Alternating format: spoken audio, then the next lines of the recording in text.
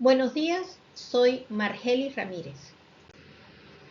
Bienvenidos todos y un agradecimiento a Abedit por la oportunidad de estar delante de los jóvenes y profesionales venezolanos que marcarán la diferencia en el futuro.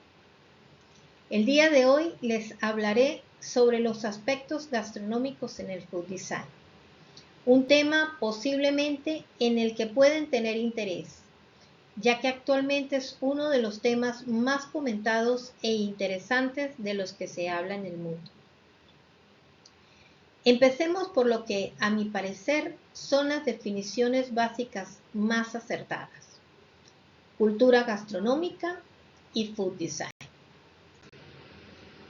Desglosemos los términos. Hablemos primero de gastronomía, que es el arte y estudio de la comida.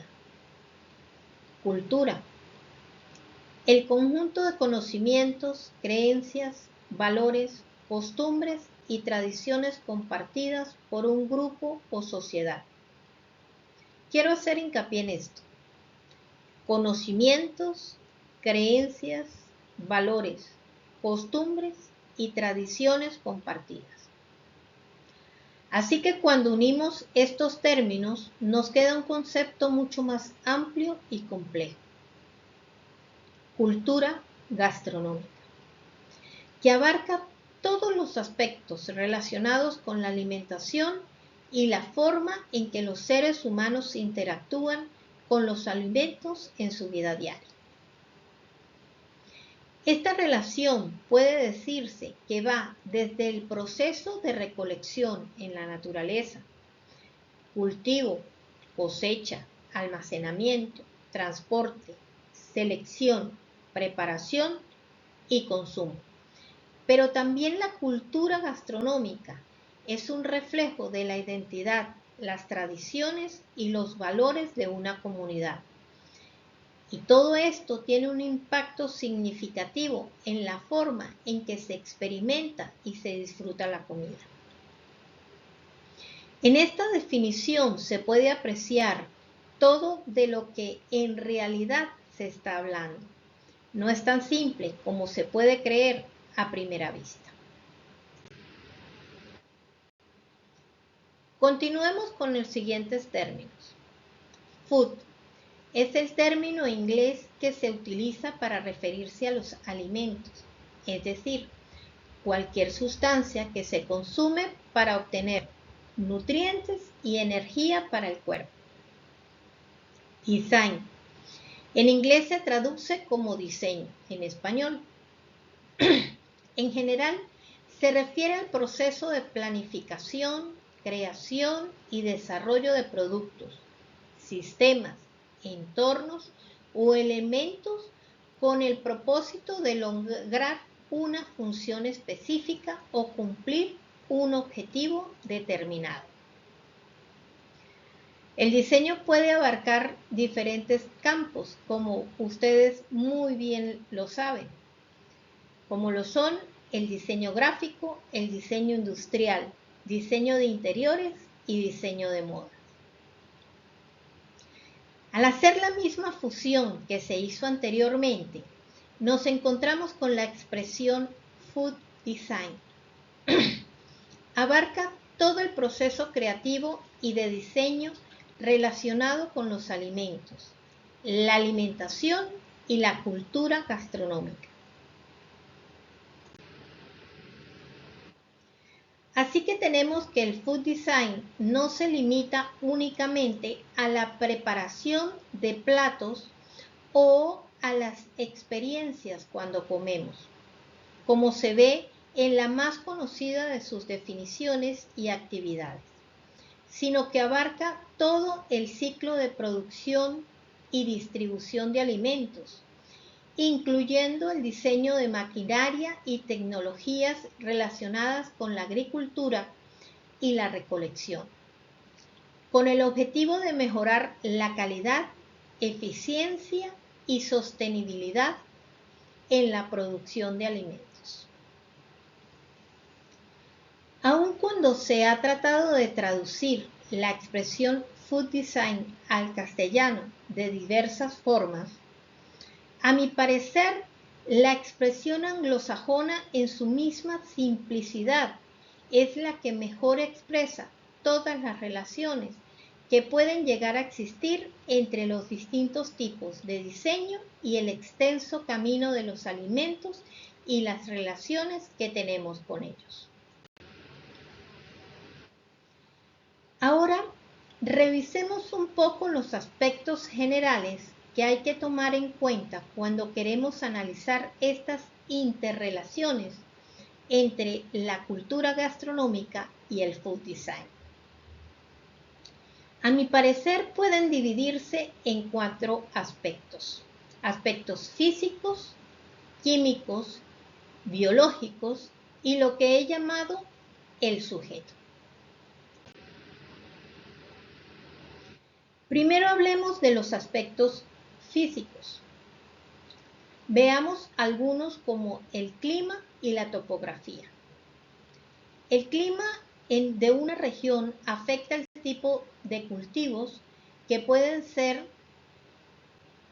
cultivados, valga la redundancia, a través de la temperatura que determina la temporada de crecimiento y la disponibilidad de agua, lo que influye en la producción y disponibilidad de alimentos. La topografía del terreno puede afectar la accesibilidad y la utilización de la tierra para agricultura. Terrenos inclinados pueden requerir técnicas de terrazas o sistemas de riego especiales. Veamos un ejemplo sencillo y local. No es igual cultivar alimentos en la grita que en el piñal. Tenemos 2 lugares distintos, distantes por unos pocos kilómetros, pero con condiciones climáticas y topográficas totalmente distintas. El primero de montaña y el otro de piedemonte andino, ambos con una alta humedad, pero con temperaturas más bajas en la grita y mucho más altas en el piñal. Así tendremos cultivos totalmente distintos. Los segundos aspectos a tomar en cuenta serán los aspectos químicos del medio ambiente, el suelo, el agua y las propiedades químicas de los alimentos en sí mismos.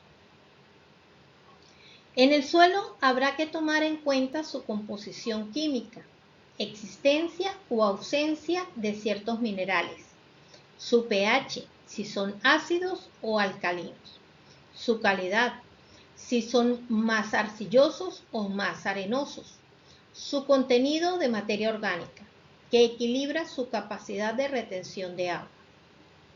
Y claro, el agua en sí, su presencia, su disponibilidad durante el año, los minerales que contiene disueltos y las propiedades químicas de los alimentos, que dependen de la composición química del suelo y del agua, y de la disponibilidad que haya en el suelo de ambos. Eso influirá directamente en su sabor, textura, capacidad de conservación y, por supuesto, en su calidad nutricional. En tercer lugar, hablemos de los aspectos biológicos.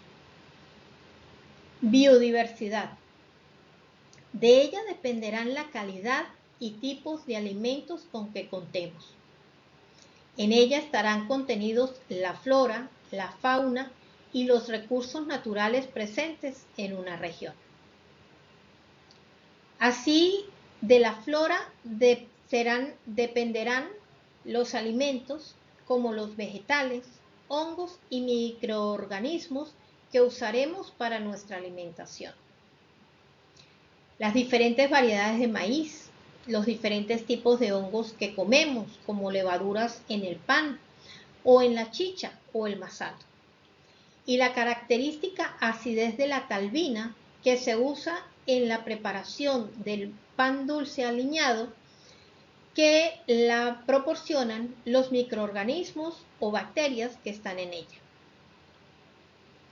La fauna, que pueden ir desde peces, insectos, chigüires, caballos, dantas y babas, gallinas o conejos. Toda la variedad existente marcará su importancia al momento de alimentarnos o de producir los alimentos.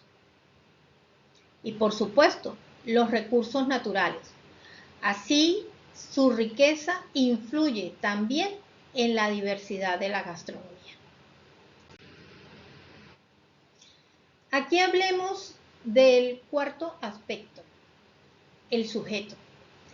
El ser humano en su simplicidad y en su complejidad, que aunque muchos lo consideren el centro de todo, considero, y no solo yo, que está aquí por acción de las circunstancias. Él aprovecha y transforma su medio a través de su cultura, sus tradiciones, sus preferencias y su paladar, entre muchos otros aspectos que componen su vida en solitario o gregario. Cultura y tradiciones. Las costumbres y creencias afectan las prácticas culinarias de la comunidad, afectan el tipo de alimentos y recetas presentes en la gastronomía local. Así sus preferencias y paladar, los gustos individuales y preferencias grupales de los habitantes influyen en la aceptación y en la popularidad de ciertos platos y sabores. Este sujeto es influenciado directamente por el aspecto sociológico de la comunidad donde se desarrolle como individuo. Por ello, lo que se aprecia en una población no necesariamente será así en una población cercana y mucho menos en una lejana. Las variaciones de biodiversidad pueden definir estas marcas psicológicas. Así es como una cultura define técnicas culinarias, rituales alimentarios, etiqueta y comportamiento alimentario, valoración y significado de los alimentos, mercado y comercio de estos mismos y su impacto socioeconómico. La deducción lógica al hablar de los aspectos tan variados como son los aspectos biológicos, físicos, químicos y del sujeto, es que el food design es una actividad multidisciplinaria. Como se habló en la primera parte, que el food design está estrechamente relacionada con la cultura gastronómica, lo cual nos lleva a toda la ruta desde la recolección, producción, cosecha, almacenamiento, distribución, selección, preparación, servicio y conservación de los alimentos. De esta forma, la cantidad de profesionales y especialistas que pueden llegar a participar pueden ser muy amplia y variada. Algunos ejemplos son agricultores y agrónomos en la etapa de recolección, cultivo, cosecha. Ingenieros de alimentos en almacenamiento y distribución. Nutricionistas y médicos en la selección y preparación de los alimentos. Técnicos en agronomía, en gastronomía y culinaria, en la selección, preparación y servicio de estos alimentos. Y por supuesto, los publicistas, cuya oportunidad está en la comunicación.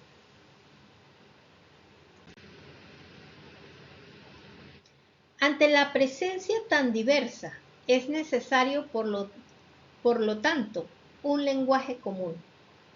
Se ha probado que en los periodos de gran desarrollo científico y tecnológico, la presencia de un lenguaje común ha sido indispensable para conseguirlo. Así tenemos que durante el Imperio Romano, Gran parte del mundo hablaba latín. Durante la Edad Media, el idioma que imperó durante la Edad de Oro islámica fue el árabe. Y en la actualidad, el lenguaje del conocimiento se puede decir que es el inglés.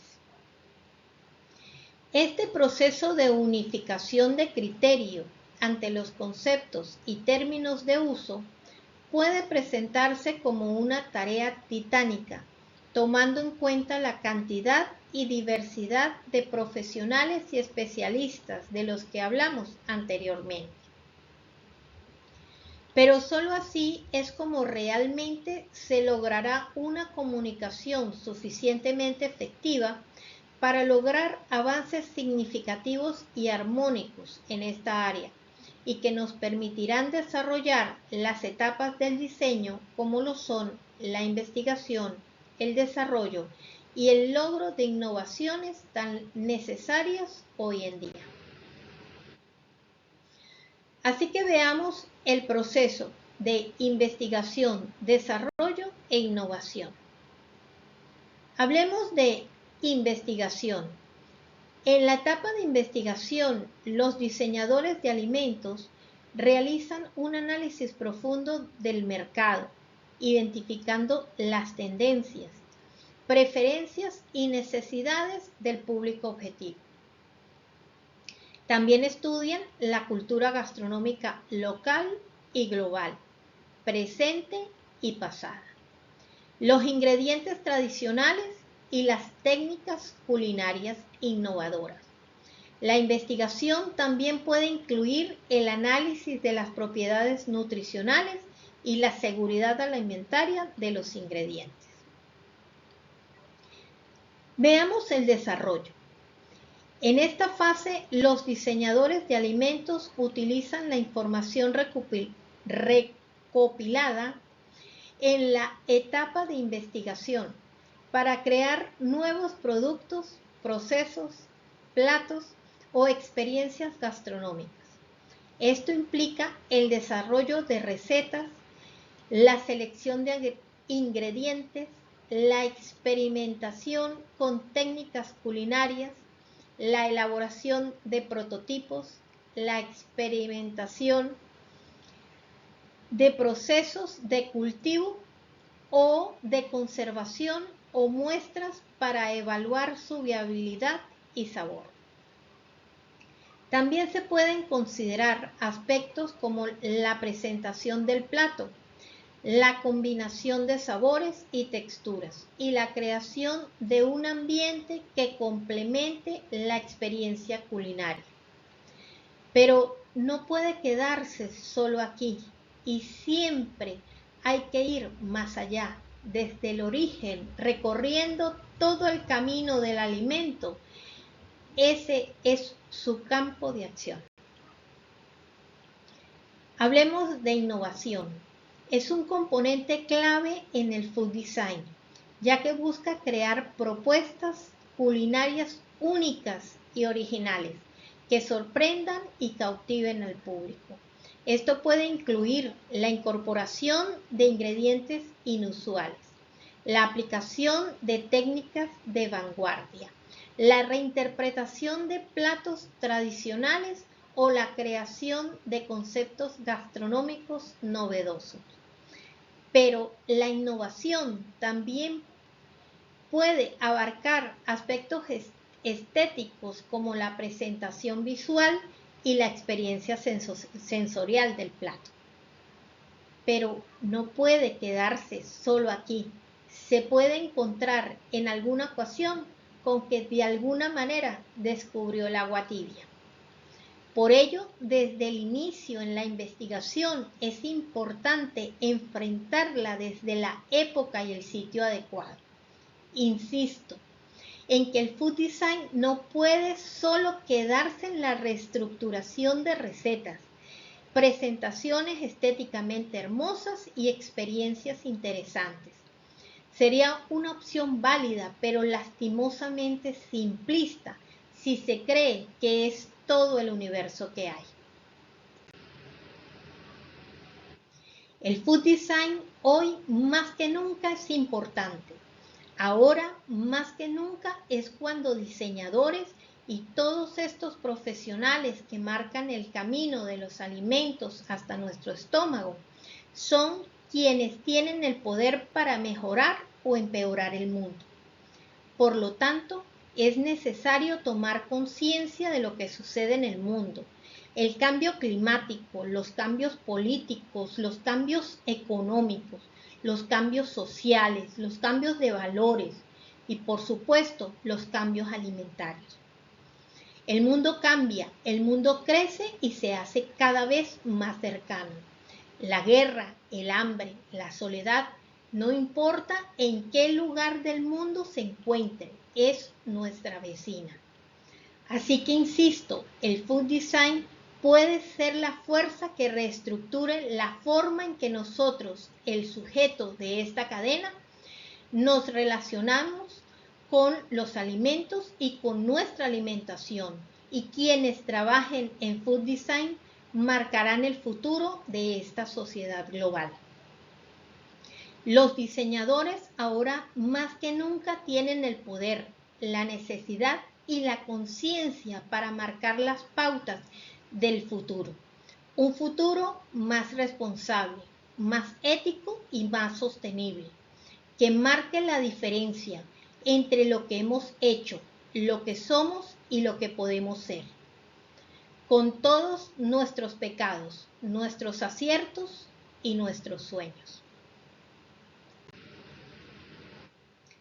Veamos ahora un ejemplo práctico y analicemos el efecto del tomate en Europa.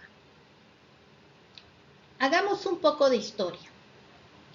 El tomate, cuyo nombre científico es Solanum lycopersicum, se cree que se originó en la zona baja de los Andes de Ecuador, Perú y Bolivia. Fue domesticado por las poblaciones americanas alrededor del 2500 a 2000 años antes de Cristo. Presente en la cultura azteca desde los 700 años antes de Cristo, aún en América hay 13 especies de tomateras que no se conocen en el resto del mundo. Su llegada a España todavía se desconoce a ciencia cierta.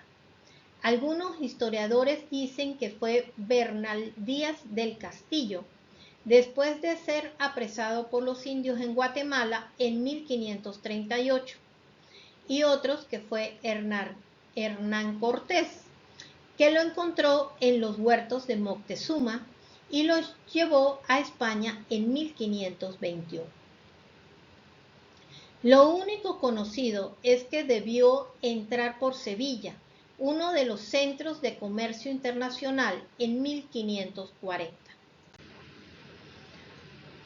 Se sabe que en 1544 Mattioli, un herborista italiano, lo introdujo en Italia. Primero se conoció como mala aurea, u oro malo, ya que por su extraño color, textura y aroma se consideraba desagradable y venenoso. Esto fue reforzado por el estudio de boticarios, médicos y eclesiásticos que encontraron la presencia de tomatina en sus hojas y frutos no maduros, que se consideraba un alcaloide con efectos similares a los de la belladona, usada como veneno por siglos en Europa. Aunado a la creencia de la época que era dañino para la salud el consumo de verduras. Después le cambiaron el nombre a pomodoro o manzana dorada. Este nombre puede resultar un poco extraño para nosotros, ya que los tomates en la actualidad son rojos. Pero los tomates que llegaron a Europa en realidad eran pequeños, amarillos, muy jugosos y fragantes. Algo totalmente distinto a los alimentos a los que estaban acostumbrados los europeos. De ahí el nombre científico, Lycopersicum, que significa melocotón lobo, otra alusión a su color característico y a su toxicidad. Su aspecto cambió en el momento en el que se empezó a cultivar en Italia, específicamente, y se empezaron a sacar distintas variedades, rojas, menos fragantes y de sabor más suave.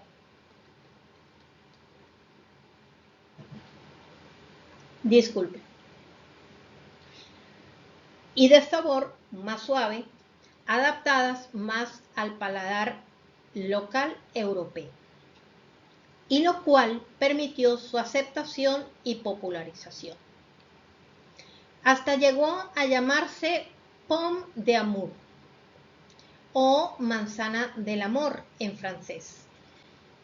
Avalado por la investigación realizada por el herborista holandés Dodons en 1544, que la consideró afrodisíaca. Aunque el tomate es familia de las berenjenas, la papa y el pimentón, se considera una verdura en la culinaria, aunque en realidad es una fruta para la botánica, con un sabor inicialmente más parecido al de una baya, como las fresas o las moras. Esto ha traído un gran debate en distintos ámbitos a través de la historia, principalmente dado por el hecho que al ser un alimento importado en muchos países, podrían presentarse impuestos a uno u otro. Así fue que en Estados Unidos, en 1887, se aprobó una ley que imponía impuestos a las hortalizas, pero no a las frutas importadas. Y así se intentó evadir esta clasificación. Sin embargo, al final el gobierno insistió en que al usarse más en ensalada que en postres, sería considerada una hortaliza y tendría que pagar el impuesto. La primera receta napolitana publicada que se conoce para preparar salsa de tomate al estilo español data de 1692. El tomate es uno de los alimentos o ingredientes más populares en Europa, debido en parte a su versatilidad y su facilidad para combinarse bien con queso, huevos, pescado, carne, hortalizas y una amplia variedad de hierbas aromáticas, base de la dieta mediterránea. Por ello, en España, aún en la actualidad, se cultiva durante todo el año y es exportado a gran parte del resto de Europa, donde es muy apreciado. Gracias a los distintos suelos en donde se cultiva, tanto en el interior del país como en sus costas, donde la salinidad de los suelos les confiere un sabor más complejo y característico, considerándolos casi de categoría gourmet. En la época de verano es parte indispensable de la dieta tradicional española, omnipresente en todo el territorio nacional a través del conocido gazpachos y salmorejos, una especie de sopa fría cuyo ingrediente principal es el tomate. Cada una de sus variaciones, dependiendo de la zona y la familia que las hace, ya que modifican y tienen sus propias recetas. También forma parte indispensable de la receta de tomate frito, que consta de 1 kilo de tomates maduros, escaldados y pelados sin semillas, una cebolla grande picada finamente, 2 dientes de ajo picados finamente, 3 cucharadas de aceite de oliva virgen extra, sal al gusto y azúcar si se desea, principalmente para amortiguar un poco la acidez del tomate dependiendo del tipo de tomate que uses para prepararlos. Cocinas los tomates picados con la sal y el azúcar a fuego lento hasta que tengan una consistencia espesa. Mientras tanto, sofríes la cebolla y el ajo y lo adicionas al tomate. Puedes dejarlo así o licuar la salsa y si se desea aún más suave, colarla. Esta salsa puede usarse para acompañar una gran variedad de platos, desde pastas hasta carnes, huevos o pescados. Un uso que puede parecer muy particular del tomate en España es el colocar tomate rallado sobre un trozo de pan tostado con un toque de aceite de oliva y tomarlo como desayuno acompañado de un café. Analicemos este caso desde el punto de vista del food design.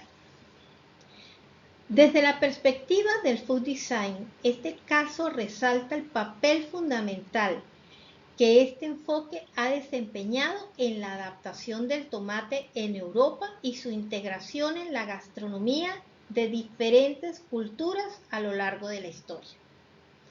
Así, un alimento con unas características específicas muy apreciado por las culturas americanas al ser llevado a través del Atlántico a otra civilización con valores distintos, lleva todo un proceso de estudio, análisis y adaptación.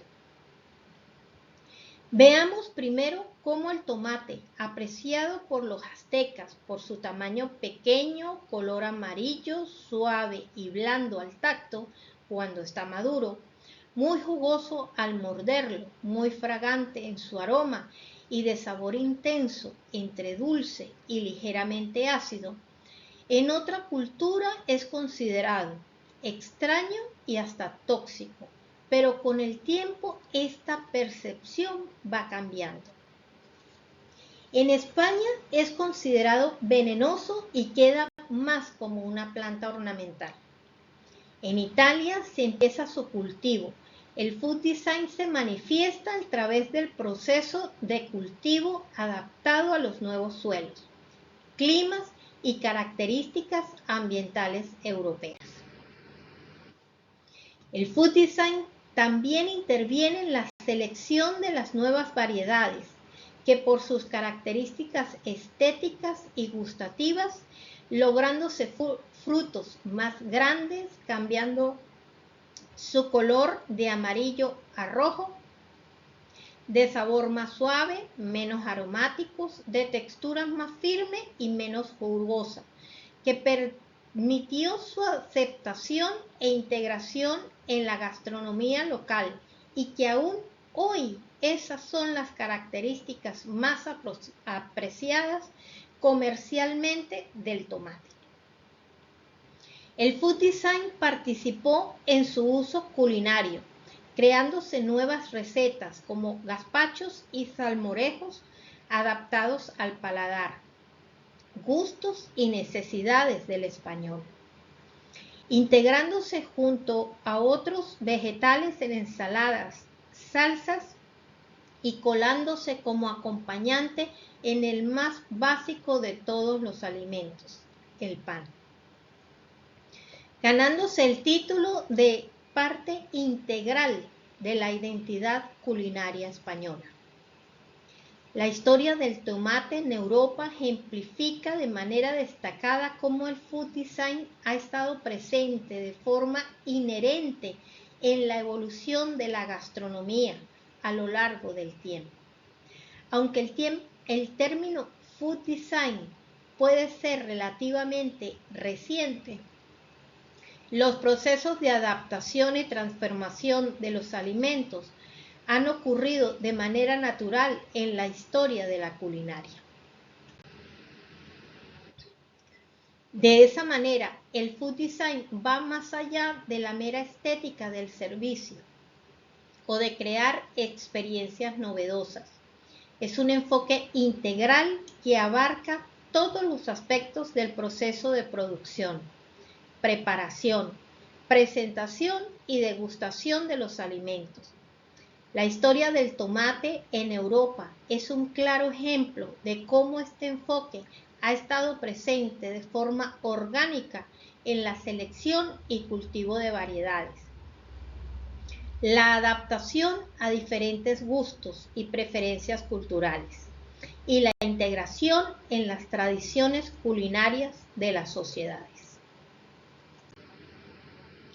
En conclusión, el food design es un enfoque integral y en constante evolución que ha estado presente de manera natural en la historia de la gastronomía.